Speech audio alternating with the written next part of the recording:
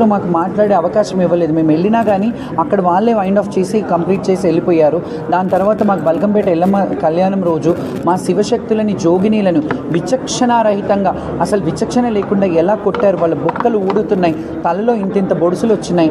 అవన్నీ పోలీసు వాళ్ళు మీద ఖచ్చితంగా చర్యలు తీసుకోవాలి. ఎవరెవరైతే పోలీసులు లాఠీ చార్జ్ చేస్తారో వాళ్ళ మీద చర్యలు తీసుకోవాలి. అండ్ చెయ్యి ఎత్తేటప్పుడు ఒకసారి ఆలోచించాలి, ఎవరున్నారు, బోనం ఉందా. అంతెందుకు గతంలో మీరు చూసుకున్నట్టయితే నా మీదే నా ఛాతీ మీద చేసి నూకిన పోలీసులు ఉన్నారు.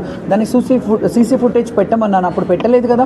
ఎందుకంటే అప్పుడు నడిపించే రాష్ట్రానికి తెలుసు అక్కడ ఏం జరిగిందో. కాబట్టి ఆ అవమానాలు ఎన్నేళ్ళు ఇంకా మేము ఈ అవమానాలు భరించాలి. దేవుడి నైవేద్యం తెచ్చే బిడ్డలము, దేవుడి బిడ్డలుగా మమ్మల్ని భావిస్తారు, దేవుడి భార్యలుగా మమ్మల్ని భావిస్తారు. నగర భార్యలుగా మేము ఉన్నప్పుడు మాకు కనీస ఫెసిలిటీస్ అంటే ఫెసిలిటీస్ మేము అడిగేది కూడా మాకు చీర ఇవ్వండి, సారీ ఇవ్వండి, మాకు డబ్బులు ఇవ్వండి అని అడగట్లేదు. మేము ఓన్లీ దైవ దర్శనానికి బోనం తెచ్చడానికి అవకాశం ఇవ్వండి. మాకు స్పెషల్గా మాలో కూడా వీఐపీల లాగా కన్సిడర్ చేయండి. కొంతమందిని పెద్ద పెద్ద 7 బోనాలు తెచ్చే వాళ్ళని కన్సిడర్ చేసి వాళ్ళకి స్పెషల్గా లైన్ అరేంజ్ చేయండి. ఎందుకంటే కొంతమందికి ఏం చేస్తారు, షామియానాలు వేసేస్తారు, 7 బోనం ఉంటుంది, అది వాళ్ళు దించి మళ్ళీ తేవాల్సి వస్తుంది.